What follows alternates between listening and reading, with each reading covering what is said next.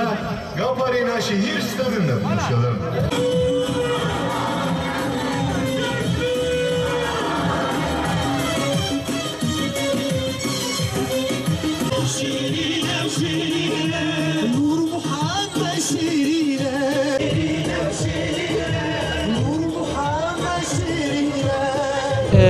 Nisan ayı denince Peygamber Efendimiz Hz. Muhammed Mustafa sallallahu aleyhi ve sellem aklımıza geliyor. Nisan ayı denince Peygamber Sevdaları platformu akla geliyor. Peygamber Sevdaları platformuna çok teşekkürlerimizi sunuyoruz.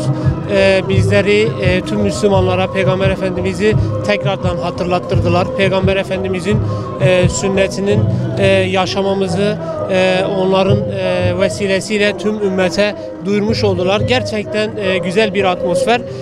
Nasıl anlatacağımı bilmiyorum. Manevi duyguları çok yüksek olan bir programdı. Peygamber sevdalarına tekrardan teşekkürlerimi sunuyorum. Allah razı olsun. Bu mutlu günde Allah'a şükür Müslümanların bir araya gelmeleri, Peygamber Efendimiz Aleyhisselatü Vesselam'ı hatırlamaları, onu hayatına tatbik etmeleri çok mutlu ve gurur verici bir duygudur. Allah bunların devamını artırsın inşallah. Allah hepinizden razı olsun. Sağ olun. Teşekkür ederim. Es artık ey rüzgar, seninle serinlensin yine çöller ve yürekler. Gel artık ey bani selamet, seninle abad olsun bu viraneler.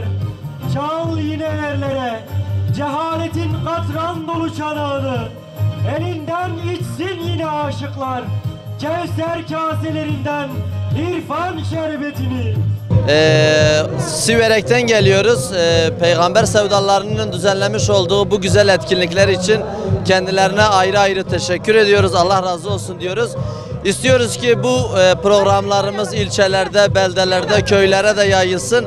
Peygamber Efendimiz'i anlatmamız için bir nevi bizim için bir hayır kapısı olsun, bir hayır kapısını açabilmemize vesile olsun.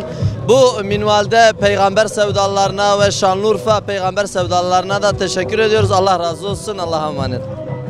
Bu etkinliği düzenleyen bütün arkadaşlara, bütün İslam aletine Allah hayırlı uğurlu etsin. Allah hepinizden razı olsun. Bütün kardeşlerimize Allah razı olsun. Çok iyiydi. İyi geçti maşallah. Allah hepsinden razı olsun. Yalnız biraz bu ilahileri şöyle biraz daha güzel söylese bu oynama şekli, bütün gençler öyle istiyor. Bunu da dile getirin. Kutlu doğuma geldik. Analize çok güzeldi. Misafirperverdi. Yerimiz güzeldi.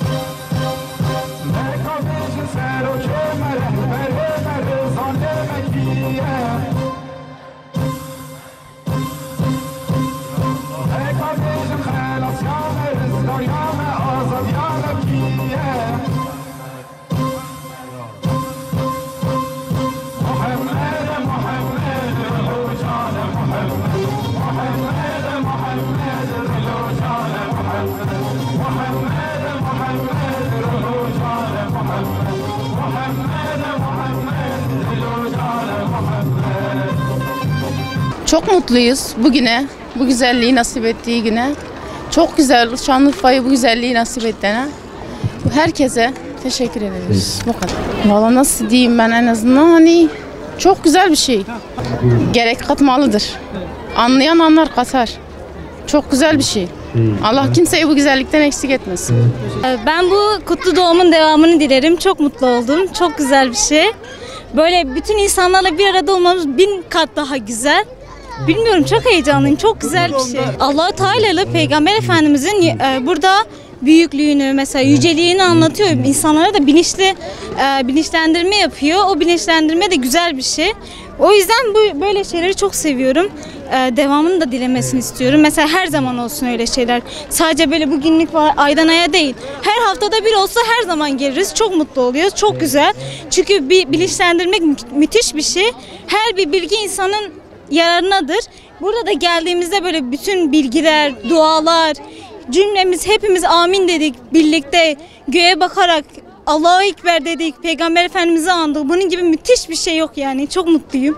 Çok güzel bir şey. Anlatamıyorum. Müthiş bir şey. Bugün burada en güzel duyguyu biz yaşadık zaten. Bir de bu kadar zaman sonra hani böyle kutlu doğuma girmek de bizim için çok mutluluk verici zaten. Şimdi böyle güzel bir etkinlik yapıldığı için çok mutlu olduk. Yani keşke hani her zaman olsa, çünkü şu anki insanların zamanı çok değişti.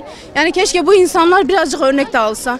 Böyle kutlu doğumda bir şekil insanları topladık, birleştirdik. Yani buradaki en güzel şey de birlik, beraberlik oldu. Ve burada en güzel şey olarak da birlik, beraberliği yaşadık burada bugün.